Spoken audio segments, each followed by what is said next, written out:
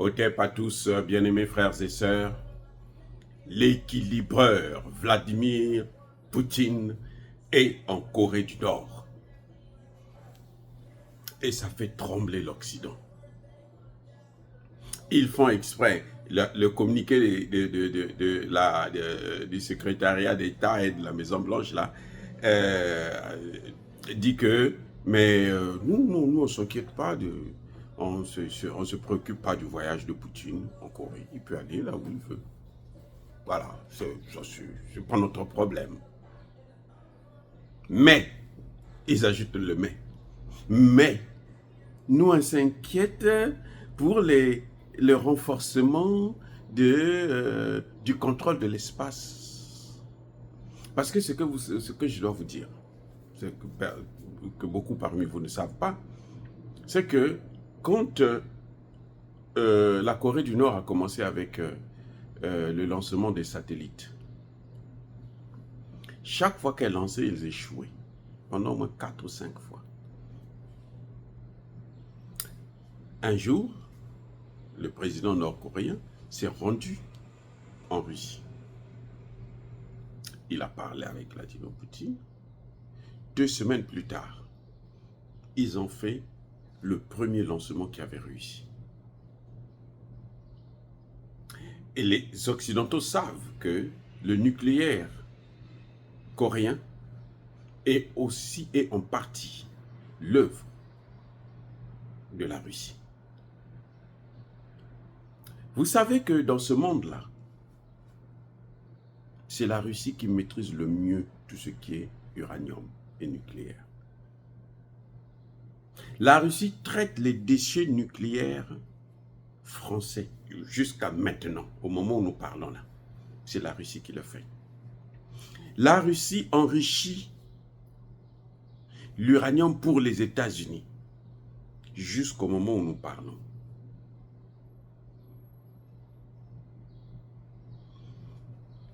Alors, toute la propagande qu'ils font là, justement, c'est pour casser ça.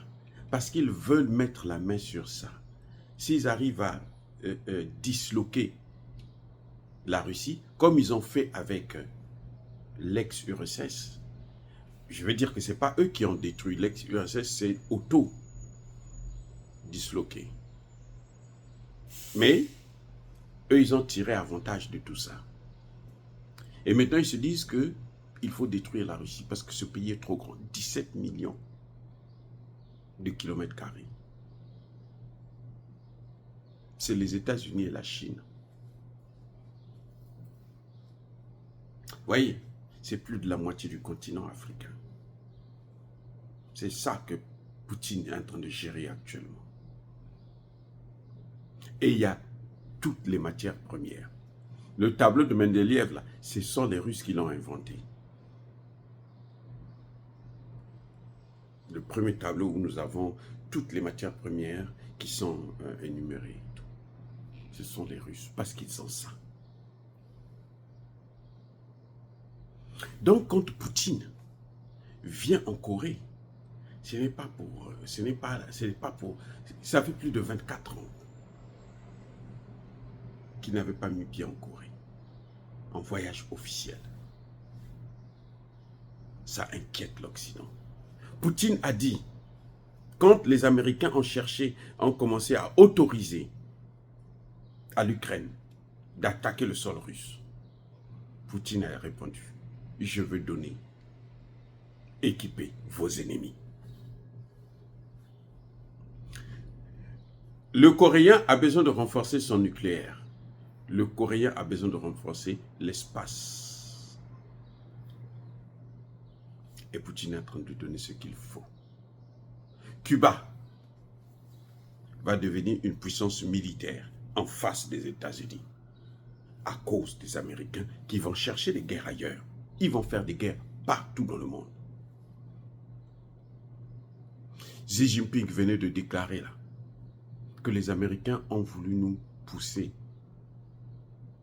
à l'affrontement avec Taïwan. Nous avons évité cela. Nous n'avons pas mordu à la maison. Tout récemment. Donc, ils voulaient une guerre en Ukraine, une guerre à Taïwan, et puis ça va affaiblir les deux pays. Voilà le problème. Et eux, ils sont là, ils sont en train de contrôler depuis chez eux, hein, depuis l'Amérique, sur l'ordinateur. Allez, battez-vous, vous êtes en train de vous battre. Comme ils sont en train de faire avec l'Ukraine. Hey, la guerre par procuration, c'est ça. Vous vous battez, et puis pendant ce temps, Taïwan doit acheter des armes. Taïwan doit s'endetter. L'Ukraine, là, après la guerre, là, l'Ukraine va payer ses dettes là pendant au moins 100 ans. Alors que ce n'était pas nécessaire. Donc pendant 100 ans, ils vont donner de l'argent aux Américains. Voilà la réalité. Est-ce que vous trouvez ça normal? Non, c'est pas sérieux. Bref, nous sommes dans une situation très, très, très complexe. Là, Poutine se prépare pour la guerre.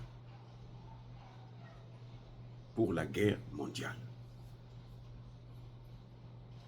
Eux, l'OTAN, ils sont déjà ensemble. Donc Poutine aussi doit préparer les gens qui doivent être avec lui. Je vous ai dit que Vladimir Poutine avait dit qu'il va il va maintenant aider le Yémen. Les Houthis là. Ça ne sera plus seulement l'Iran, mais lui aussi va donner ses armes. Il va aider le Venezuela. Il va aider l'Iran, il va aider Cuba. L'Iran cherche quoi? L'arme atomique. C'est ça le problème. Donc en fait, vous voyez que les Américains sont en train de pourrir le monde entier. Ils ont déjà détruit l'Europe. Ils veulent vassaliser le monde entier. Mais attention, il ne faut pas que ça se retourne sur eux-mêmes. Ce qui est fort probable.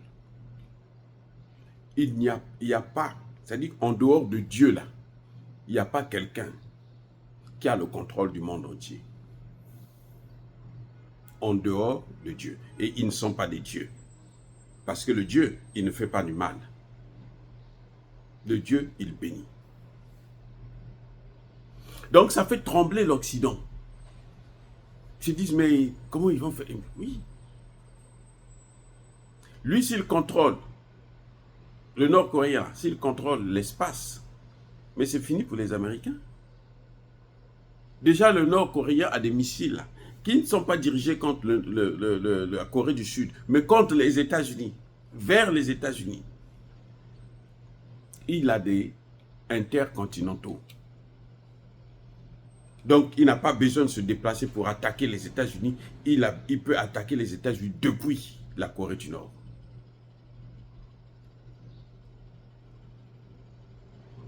Poutine a dit qu'il va distribuer les systèmes de défense à ses alliés. Vous comprenez ce que ça veut dire? La technologie qu'il ne voulait pas donner là, qu'il préservait pour ne pas qu'il y ait des guerres dans le monde.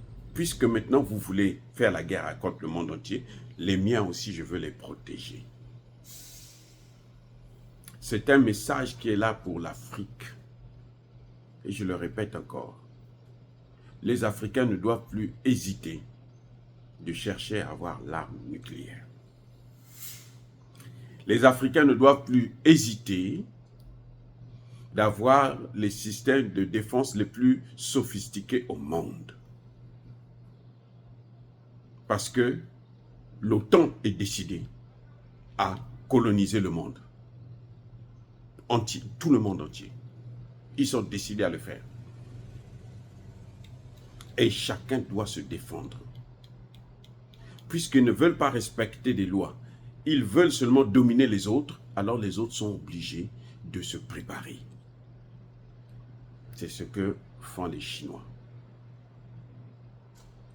Les Africains ne veulent plus rester comme ça, sans parapluie. Et le meilleur parapluie, c'est le nucléaire. Quand vous avez la maîtrise de ça, vous dissuadez les autres. Dire cela, c'est inciter à la haine ou à la violence. Non. Yaba colère, veya malembe. Encore une fois de plus, bien-aimés frères et sœurs, je persiste et je signe. Soyez bénis, abondamment bénis par le Dieu des Kémites et par nos ancêtres angélisés. Mais que tous ceux qui persécutent le continent africain le pillent et le déstabilisent, qu'ils soient noirs, blancs, chinois, arabes, juifs, indiens ou qui qu'ils soient punis, maudits, foudroyés, neutralisés, écrasés, effacés par le Dieu des Kémites et par nos ancêtres angélisés. Vive l'Afrique éternelle, j'ai dit et j'assume.